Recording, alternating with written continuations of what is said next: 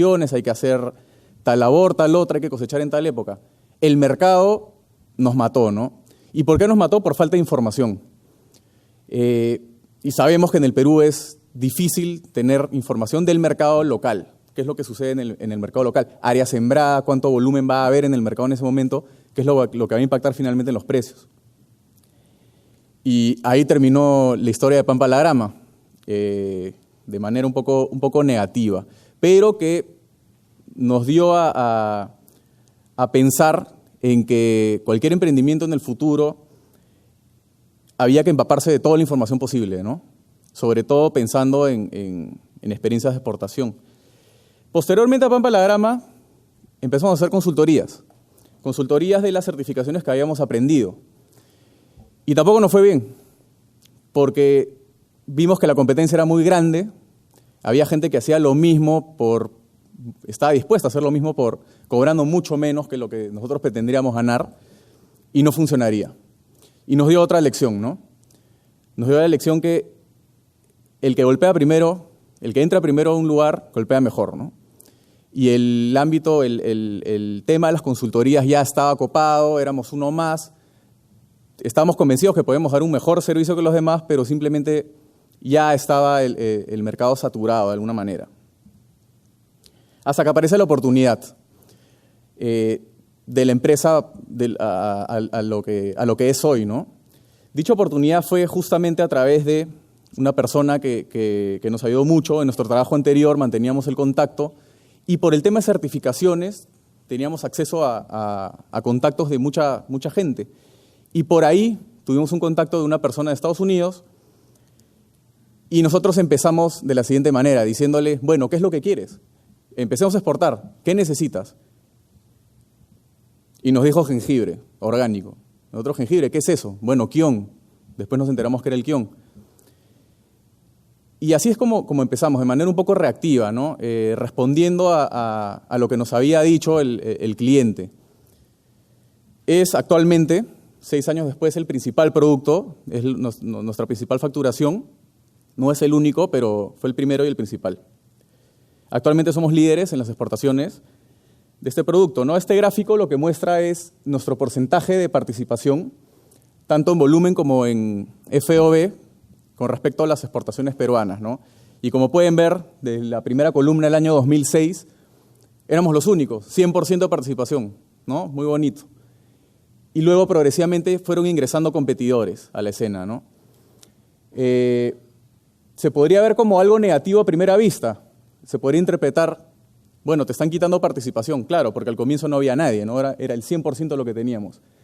Pero lo que en ese momento decidimos que era lo más importante no era pretender mantener el 100% de las exportaciones peruanas, sino ser sostenibles y mantenernos en el mercado.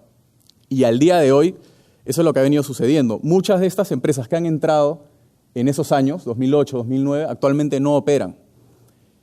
Y claro, han entrado otros, pero que muy rápidamente salen del mercado también. Y eso es lo que un poco queremos valorar acá, ¿no? Que nos hemos logrado mantener a lo largo de los años y seguimos siendo los líderes en el rubro, ¿no? Entonces acá viene un concepto que es el de ser proactivo o reactivo. Nosotros empezamos siendo reactivos porque fuimos a preguntar simplemente qué necesitas, cómo es, cómo se trabaja, a qué precio. Todas las preguntas las hacíamos nosotros, desconociendo totalmente la situación. ¿Busqué o me buscaron? Bueno, nos buscaron, ¿no? Actualmente, ¿cómo funcionamos? ¿Esperamos a que nos cuenten las cosas o preferimos investigarlas? Bueno, hay que investigar. Es una de las lecciones que aprendimos al inicio, ¿no? Pero en el agro, en el sector agrario en el Perú, ¿qué es lo más general o la regla? Ser totalmente reactivos, ¿no? Y creo que es lo que conversábamos también con el profesor Malca, es el motivo por el cual las empresas no son sostenibles, ¿no? En el sector agro. Hay muchos factores de riesgo asociados al agro y si uno no toma medidas o tiene estrategias para tratar de ser sostenible, definitivamente, o lo más probable, es que terminen desapareciendo, ¿no? Cerrando. Bueno, en nuestro caso, para no hacer la historia tan extensa, este primer cliente estaba ubicado en Florida, era muy pequeño, nos pedía poco volumen Nos pagaba muy poco, luego nos enteramos de eso haciendo un poco de investigación y dimos el salto a California, que es donde se concentraba se concentra actualmente el consumo de ese producto, es donde está la movida orgánica más fuerte en Estados Unidos. San Francisco es el centro neurálgico del movimiento orgánico en Estados Unidos, y es ahí donde damos el despegue, que si no hubiésemos ido más allá a indagar dónde está ubicado el tema orgánico, dónde está ubicado el consumo de jengibre, nos hubiéramos quedado probablemente estancados si hubiera venido otro competidor y entraba antes a California. Hoy que ya estamos consolidados en California, muchísima gente quiere ingresar, pero como dije hace un momento, el que entra primero tiene las chances o la ventaja de quedarse en ese mercado, ¿no?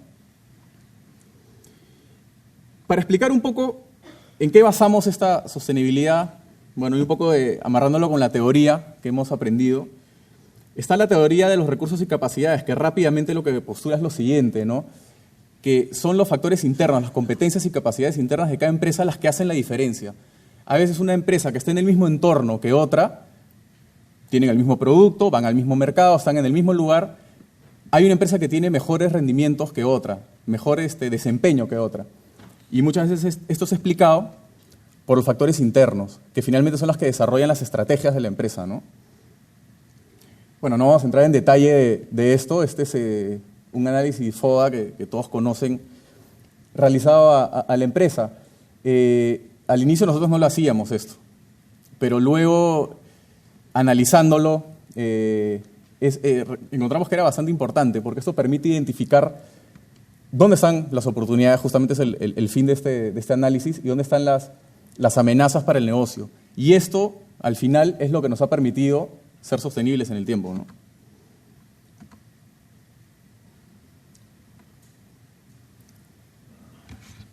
¿Qué estrategias desarrollamos desde el punto de vista competitivo? Porque ante este escenario de competencia alta, de competidores que ingresaban a cada momento, para hacer un pequeño paréntesis, recuerdo que salían noticias en el periódico. Exportación de jengibre de Kion ha aumentado 500%.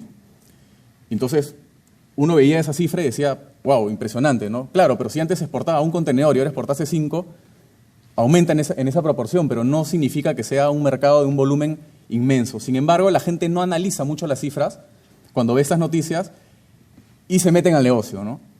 Entonces la competencia se volvió dura. ¿Qué hicimos nosotros? En primer lugar, enfocarnos hacia el mercado orgánico, que era la fortaleza que teníamos. Tenemos la experiencia y es ahí donde pensamos que nos podíamos hacer fuertes y donde era atractivo el mercado, ¿no? Diferenciación, además del tema orgánico, implantamos una serie de medidas para que nuestro producto sea distinto al que ofrecen los competidores. Y un elemento clave en esto son las certificaciones, ¿no? Que era también una fortaleza nuestra. Entonces, hicimos mucho énfasis en las certificaciones para tener una ventaja con respecto a la competencia, ¿no? Y siempre con una actitud prospectora. Nuestra filosofía, digamos, es siempre innovar, siempre estar un paso adelante. Podemos certificar, podemos tener una diferenciación en el producto, pero sabemos que la competencia tarde o temprano la va a alcanzar. Entonces, siempre estar un paso adelante, ¿no? Creemos que es la manera de mantenernos en este mercado. Bueno, tenemos como parte de esta actitud, desarrollo de nuevos productos, desarrollo de nuevos mercados, no quedarnos estancados, ¿no? Si bien es cierto, exportamos, nuestro proceso de internacionalización todavía no está terminado ni mucho menos, ¿no? Bueno, de esa manera generar barreras de entrada, que la marca nuestra sea reconocida, que los clientes sean leales. Y bueno, nuevamente el tema de haber entrado primero. Las compañías que ya están asentadas tienen predilección de los clientes, no tienen preferencia de los clientes. Entonces hay que mantener eso.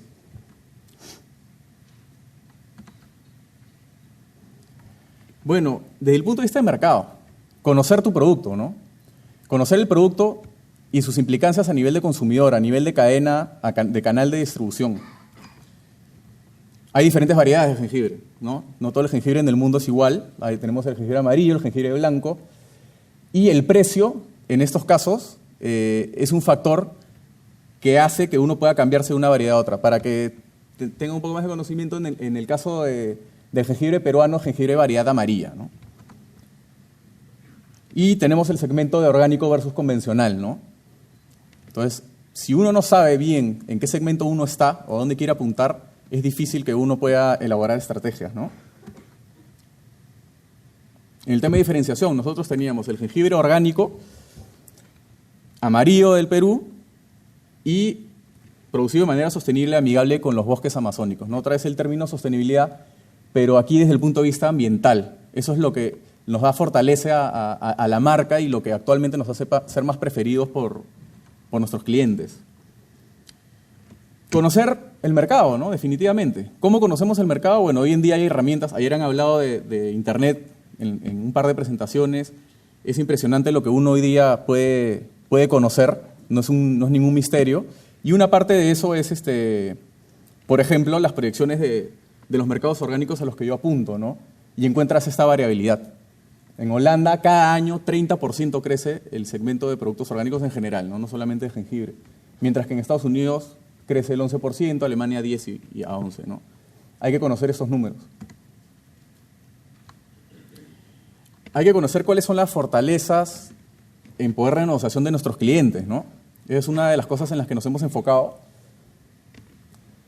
Por ejemplo, en el caso del producto del jengibre, hay pocos importadores, ¿no? Es un producto muy especial, encima orgánico.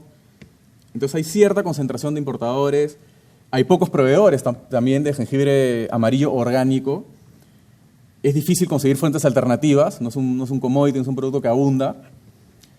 El riesgo para estos clientes es grande si es que quieren cambiarse de proveedor.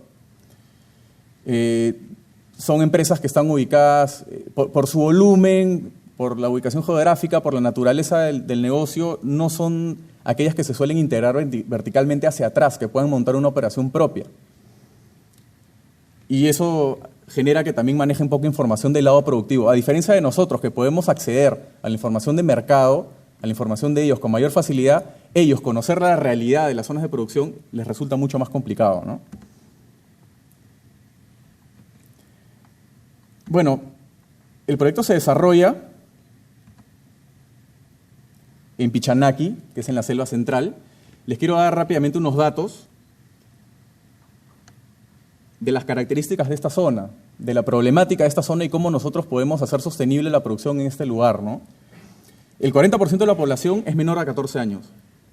El 36% no nació ahí. La población es migrante en su mayoría, ¿no? Acá habla solamente del 36% que no nació ahí, pero hay mucha gente que incluso nació y se fue a otros lugares, y lo que encontramos finalmente es que hay la mayoría de la gente, por ejemplo, viene de la sierra, no son oriundos de ahí de la selva.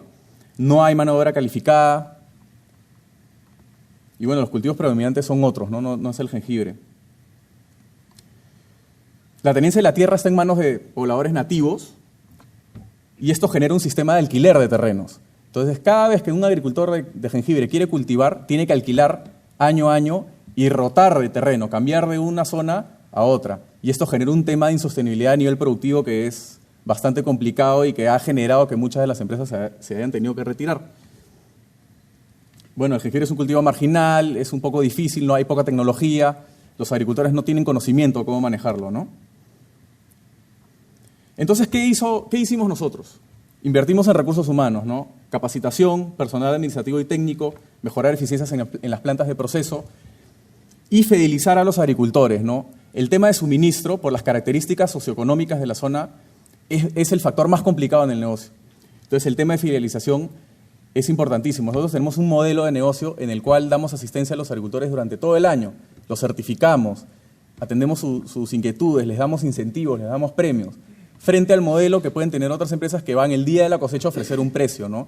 Creemos que ese sistema no es sostenible, ¿no? Implantamos tecnología agroforestal, no vamos a entrar en detalle de lo que esto significa. La realidad es quema de bosques, rotaciones de terrenos, es algo bastante complicado. Y en base a la observación, pudimos implantar un sistema que actualmente es una diferenciación para nosotros y que a la vez significa darle sostenibilidad al negocio desde el punto de vista productivo, fidelizar a los agricultores, asegurar el suministro, asegurar la producción y a la vez generar un concepto que para nuestros clientes es atractivo. El tema de responsabilidad social empresarial nosotros lo entendemos porque conversando con gente te dicen, sí, yo soy responsable socialmente, ¿no? Y llega Navidad y le regalo su canasta a los agricultores o a los trabajadores. Creemos que por ahí no va, ¿no? Por ahí no va el tema de responsabilidad social. Pichanaque es una zona muy informal, hay mucho la cultura de invadir terrenos, de no bancarizar, es bastante complicado. Entonces nosotros enfocamos en enseñarles a los agricultores y a los trabajadores a formalizarse, ¿no? En acceder al banco, acceder a créditos para que puedan mejorar su calidad de vida. Darles, empoderarlos, tanto a los trabajadores como a los agricultores, porque finalmente el beneficio de ellos es beneficio de la empresa, es beneficio de toda la cadena exportadora y de los importadores. En los aspectos productivos y ambientales tenemos un sistema de incentivos que no lo maneja nadie, premios por productividad, para que los agricultores, fomentar a los agricultores a que hagan prácticas que sean sostenibles, ¿no? Una de ellas es el jengibre agroforestal, que conversaba con un profesor que es el doctor Toledo, que es muy reconocido en el tema forestal, y discutíamos de la posibilidad de hacer jengibre agroforestal. Él trabajaba mucho con café y con cacao agroforestal. Y me decía que la principal característica es que es una medida inclusiva, ¿no? Ahora que esta palabrita está tan de moda. No asistencialista, pero es una realidad. Hemos visto prácticas asistencialistas que no han llevado a nada en la zona, pero esta clase de manejo que implique un sistema inclusivo definitivamente lleva al desarrollo de los agricultores, y lo hemos visto en estos 6 años.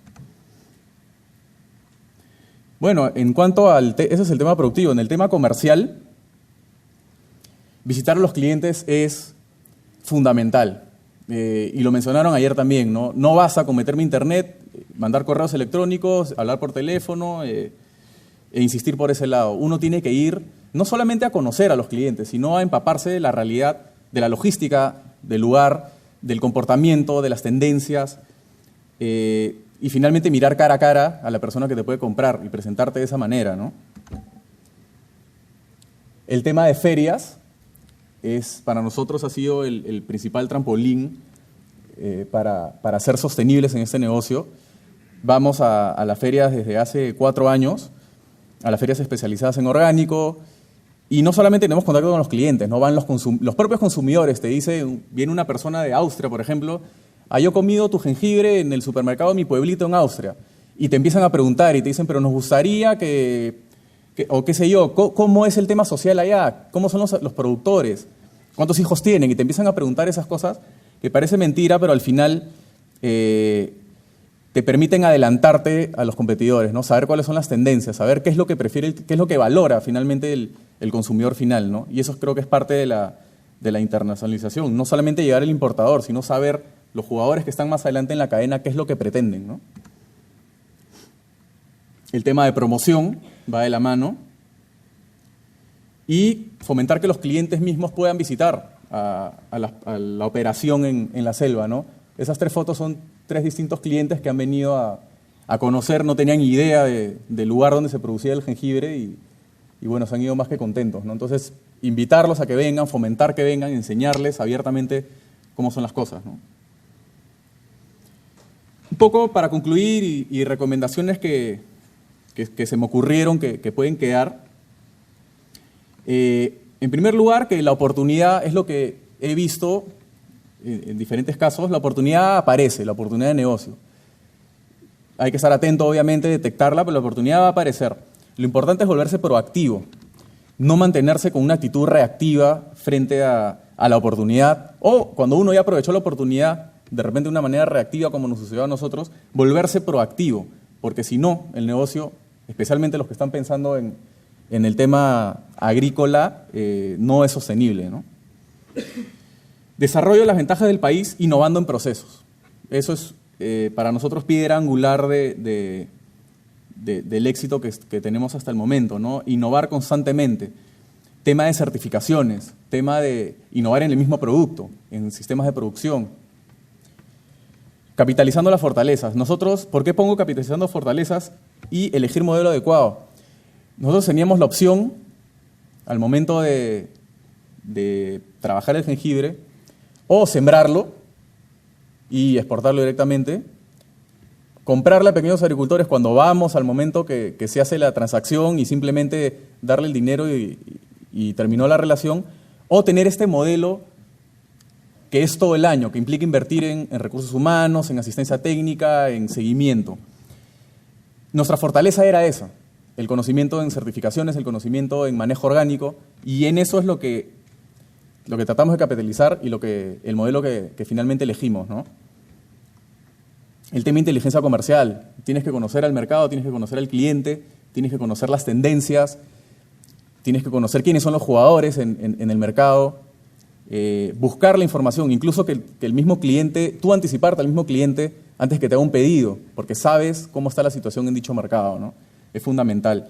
La diferenciación a todo nivel tiene que ser constante y establecer relaciones a largo plazo, ¿no? Nuevamente, si eres el primero, mucho mejor, pero hay muchos casos también que eres el primero y no puede ser sostenible en el tiempo, ¿no? Y ahí es donde se fracasa. Y ejemplos en el agro hay muchísimos. Bueno, muchas gracias. Eso sería todo.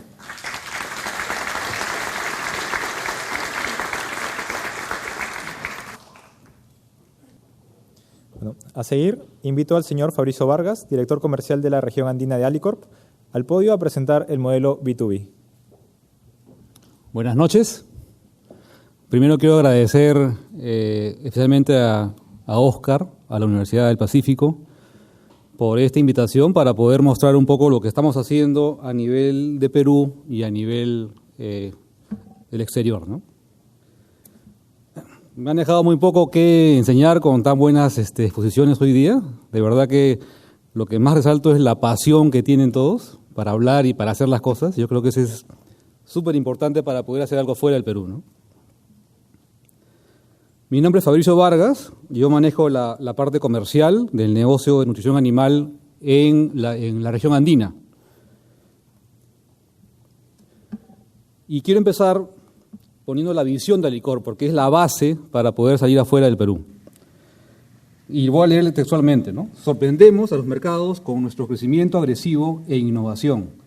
Transformamos categorías comunes en experiencias extraordinarias. Nuestro objetivo es estar dentro de las 250 empresas más grandes de Latinoamérica. Y eso incluye México e incluye Brasil. Es un gran reto. Como dato, estamos ahorita, al 2011 estamos en el 368.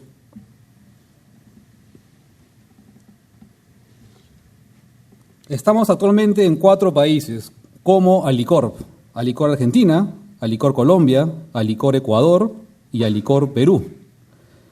Tenemos dentro de estas 4 operaciones más de 15 plantas productoras en diferentes países y llegamos a más de 23 países diferentes. Somos la segunda empresa de consumo masivo más grande de los Andes y somos líderes en varias marcas y categorías en el Perú. Y estamos actualmente con ventas fuera del país, bordeando el 25% de las ventas de Alicorp. Alicorp se estructuró a partir del año 2007, como verán más adelante, con esta estructura diferenciada, que es matricial, que justamente es una base para poder lograr expandirse hacia afuera. Y se basa en 3 pilares importantes, ¿no? Los pilares de negocio, tenemos 4 negocios. El primero, de consumo masivo, dividido en Perú y fuera del Perú, que es las marcas que conocemos mucho. El segundo es productos industriales, que es a nivel ya industrial, harinas, oleínas y una serie de productos que van hacia la parte B2B. Y el tercer negocio es nutrición animal, que es la que voy a desarrollar más adelante. Para lograr estos pilares tenemos a business partners que nos ayudan a soportar y a crecer a nivel de foco geográfico, si lo vemos como consumo masivo, o foco en categorías si lo vemos como B2B. Esto nos da la capacidad de llegar al consumidor final, ¿no? Que es un poco la tarea y es la estrategia que siempre ha mantenido Alicorp. Estos 3 grandes negocios se basan en 106 marcas para el caso de consumo masivo, en 16 categorías, en 14 marcas a nivel B2B en NPI y hasta hace un par de meses una marca paraguas que era Nicovite en nutrición animal y dentro de, como le digo, hace un par de meses, Salmofood, que es la última adquisición en Chile. Acá verán ustedes marcas muy, muy conocidas, de mucho tiempo, de mucha trayectoria, y con orgullo decimos, en el 90% de las categorías somos número 1 a nivel de Perú y en el extranjero. Tenemos unas ventajas que nos diferencian del resto y creo que nos dan una base importante. La primera y importante es el saber comprar. Somos los más grandes importadores de trigo del Perú. Compramos el 72% del trigo del Perú. Compramos las oleínas de soya, las oleínas de palma, de girasol. Tenemos un expertise muy fuerte en compra de materias primas y ese expertise también nos ayuda a poder usar esa estructura de COMEX hacia afuera, ¿no? Somos una empresa estratégica metida en go-to-market, estamos muy metidos en el mercado. Trabajamos mucho para este crecimiento que hemos tenido a través de fusiones y adquisiciones y tenemos un branding bastante bien desarrollado. Hemos desarrollado marcas con una recordación muy fuerte a nivel peruano y a nivel extranjero. Acá un poco la historia de Alicorp. Alicorp se forma como tal en el año 97 y viene del conglomerado de varias empresas que tenía el Grupo Romero desde el año 95 y posterior, en las cuales, por ejemplo, está la Fabril, está Cipsa, está Copsa, Molineras. A partir del 97 ya se llama Alicorp, como conglomerado Alicorp. Del 97 al 2006 se consolida el mercado peruano con nuevas adquisiciones, como por ejemplo Pacocha, Lamborghini, plantas de detergentes, etc., ¿no? A partir del año 2007, Alicorp da el gran salto hacia afuera y comienza a comprar empresas en el exterior. La primera fue Esquimo en Ecuador, de ahí vino The Value Brand en Argentina, Propersa en Colombia, compramos Oquebón en Argentina, Ítalo Manera en Argentina, y la última adquisición es Salmofood, que es una empresa productora de alimentos en Chile para el sector salmónidos. Como ven ustedes, desde el 95 que facturamos $80 millones, al 2011 que hemos acabado con casi $1.600 millones de facturación. En el tema de fusiones y adquisiciones, como ya dije antes, gran parte del crecimiento viene por ahí. Al 2006, solo el 6% venía de la parte de adquisiciones y al 2011 ya un 22% del crecimiento viene por adquisiciones, ¿no? Y un 78% por la parte del crecimiento orgánico. Estamos con headquarter en el Perú y tenemos ahorita un Alicorp Argentina, un Alicorp Colombia, un Alicorp Ecuador y con Salmofood un Alicorp Chile. Si queremos ver esta evolución a nivel geográfico y por negocios, pueden ver ustedes que en el Perú hemos crecido con un KGR de casi 11%, comparando el 2005 con el 2011. A nivel internacional hemos crecido casi un 38%, y de este crecimiento, el 50% viene por producción y ventas fuera del Perú, más que todo Alicorp Argentina y Alicorp Ecuador. Un 13% con exportaciones y ventas desde Perú hacia afuera, que no son nutrición animal, y casi un 40% con el negocio de nutrición animal. Si lo vemos como participación, en el 2005 las exportaciones eran el 8.1% y al 2011 hemos llegado casi al 25%.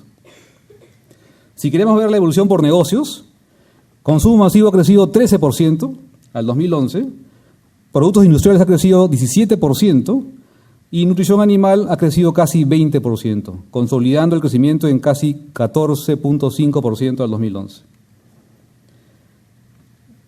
La participación de los negocios dentro de Alicorp, como ven ustedes ahí, el que ha crecido comparado del 2005 al 2011, más fuerte ha sido nutrición animal, con del 5.8 al 8.5 de la facturación de Alicorp. Si lo llevamos al año 2012, con el crecimiento que hemos tenido este año, más la compra de Salmofood, ese porcentaje se eleva a 17% de la facturación de Alicorp.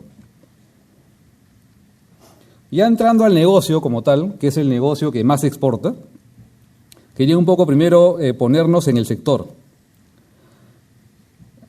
Nicovita, que es la marca de nutrición animal, es una marca netamente acuícola. A partir del 2006 definimos sacar todas las marcas o todos los alimentos que teníamos de origen terrestre, llámese pollos, cerdos, vacas, que la gente de mi edad conoce mucho por la marca era muy famosa. La marca viene de la empresa Nicolini Hermanos, que fue parte de la absorción que hubo en el conglomerado. Esta marca, como les digo, a partir del 2007 solamente se dedicó a la parte acuícola. ¿Y por qué a la parte acuícola? El sector acuícola o los productos marinos es uno de los sectores en proteína que más crecimiento ha tenido a nivel mundial, alrededor del 7%. El 70% de los mares en el mundo está sobreexplotado. La pesca ya llegó a su techo. La pesca desde 2007 ha mantenido un valle, no ha subido más, y la acuicultura, como veremos después, ha crecido y está llegando casi a niveles iguales al de la pesca. Es al momento la proteína más efectiva y más barata que existe para alimentar al humano. Existen más de 150 especies, entre peces, crustáceos y demás, que se cultivan actualmente. Actualmente hay 67 millones de toneladas de biomasa cultivada contra la pesca al 2012, y con la expansión en gente, que se calcula en 9.5 billones al 2050, la única forma de mantener alimentada a esta gente con proteína eficiente, y ese es de común acuerdo, y la FAO lo dice todo, es mediante la proteína acuícola. Y hay una gran verdad en esto.